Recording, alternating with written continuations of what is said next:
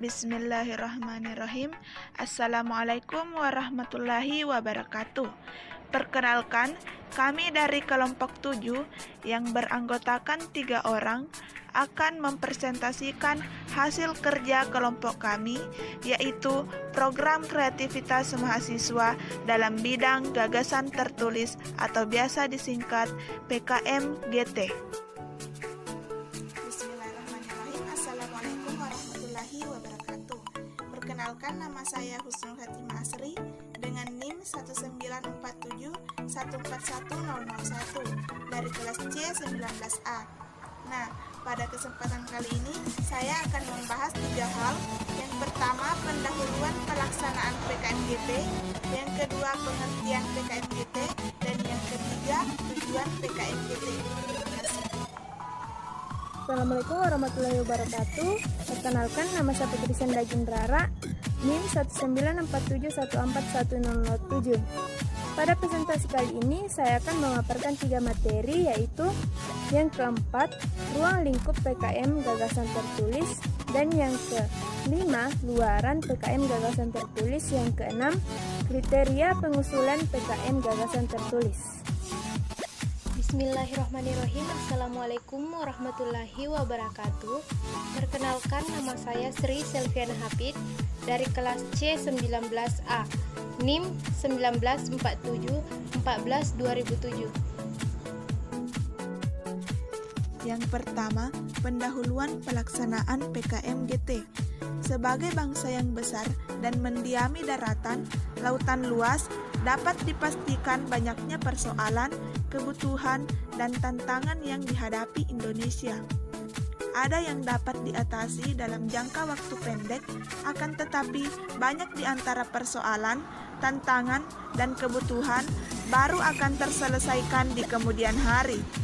Sebagai mahasiswa yang merupakan bagian bangsa ini, tentu wajib membantu menemukan solusi yang tepat, apakah dalam wujud aksi berjangka waktu pendek atau pemikiran realistis yang memerlukan waktu yang lama. PKM-GT membuka peluang bagi mahasiswa menuangkan ide realistik, kreatif, sebagai respon intelektual atas persoalan aktual yang dihadapi bangsa.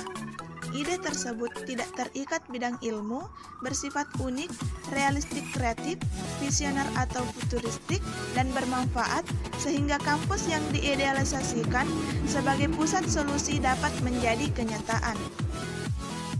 Sebagai intelektual muda, mahasiswa umumnya cenderung pandai mengungkapkan fakta sosial, dan melalui PKM-GT, level nalar mahasiswa tidak hanya dituntut sebagai sebatas mengekspos fakta, tetapi justru harus mampu memberi atau menawarkan solusi. Ide realistik kreatif dalam PKM-GT, jika diimplementasikan, memerlukan waktu yang lama, biaya dan sumber daya yang besar.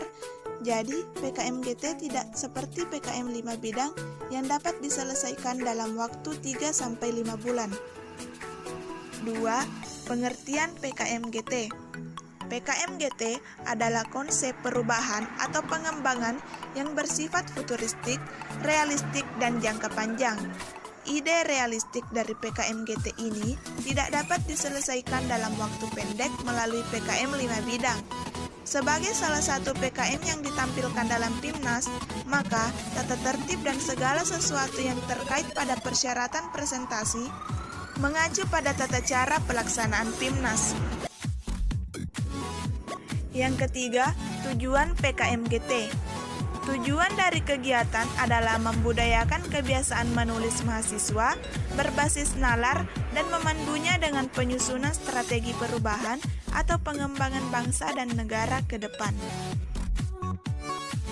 Saya akan melanjutkan penjelasan mengenai PKM gagasan tertulis. Yang keempat, yaitu ruang lingkup PKM gagasan tertulis, meliputi seluruh aspek bernegara seperti sosial, ekonomi, budaya, politik, hukum, pendidikan, kesehatan, pertahanan, keamanan, teknologi, dan pangan, serta lingkungan. Yang kelima, luaran PKM gagasan tertulis. Luaran kegiatan adalah gagasan kreatif dalam bentuk artikel ilmiah yang memuat konsep perubahan atau pengembangan. Yang keenam, kriteria pengusulan PKM gagasan tertulis. Yang pertama, peserta adalah kelompok mahasiswa aktif program pendidikan S1 atau diploma yang terdaftar di DPDikti. Yang kedua yaitu kelompok peneliti pengusul berjumlah 3 orang, terdiri dari 1 orang ketua dan 2 orang anggota. Yang ketiga yaitu nama semua pengusul, ketua dan anggota ditulis lengkap dan tidak boleh disingkat. Yang keempat, bidang kajian harus dengan bidang ilmu ketua peneliti atau tim pengusul. Anggota dari lintas bidang sangat dianjurkan. Yang terakhir adalah mahasiswa mengusul dapat berasal dari berbagai program studi yang berbeda atau dari satu program studi yang sama dalam satu perguruan tinggi yang sama. Sistematika penulisan PKM GT. Bagian awal: A. Halaman judul, B. Lembar pengesahan, C. Kata pengantar, D. Daftar isi, E. Ringkasan. Kulit muka ulusan PKM GT. PKM AL warna hijau muda, PKM GT warna coklat. Tertulis: kulit muka luar menggunakan plastik transparan berwarna biru muda dianggap tidak ada. Lembar pengesahan. Lembar pengesahan memuat judul, nama penulis, dan nomor induk. Lembar pengesahan ditandatangani dosen pembimbing dan pembantu rektor atau ketua direktur bidang kemahasiswaan lengkap dengan stempel perguruan tinggi. Lampiran. 1. Biodata ketua dan anggota yang ditandatangani lampiran. 2. Biodata dosen pendamping lampiran. 3. Susunan organisasi tim penyusun dan pembagian tugas lampiran. 4. Surat pernyataan ketua tim. Penilaian gagasan tertulis. Penilaian artikel dilakukan secara daring oleh penilai dan Ditjen Belmawa. Sifat dan isi tulisan harus memenuhi syarat-syarat sebagai berikut. Pertama, kreatif dan objektif. Kedua, logis dan sistematis.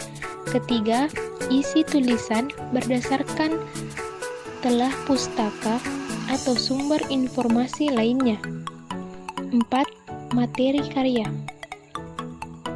Penilaian artikel PKM-GT dilakukan dengan mempertimbangkan kreativitas, kreativitas, keunikan, dan manfaat tulisan, kelayakan implementasi, dan dampaknya yang ditimbulkannya. Berdasarkan hasil penilaian artikel PKM-GT akan dikelompokkan dalam 3 kategori sebagai berikut. Yang pertama, tidak lolos. Yang kedua, lolos seleksi tetapi tidak diundang. Ketiga, lolos seleksi dan diikutsertakan.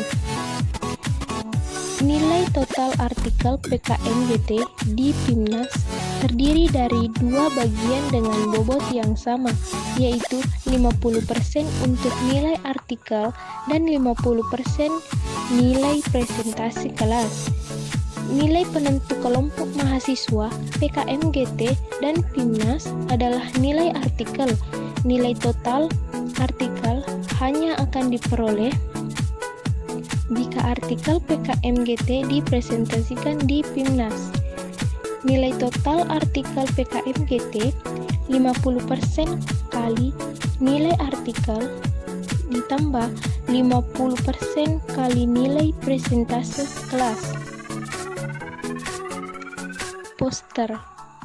Proposal yang dinyatakan sebagai peserta PIMNAS di samping diwajibkan mempresentasikan proposalnya, juga diwajibkan membuat poster dengan tata cara membuat poster mengikuti aturan umum pembuatan poster PKM.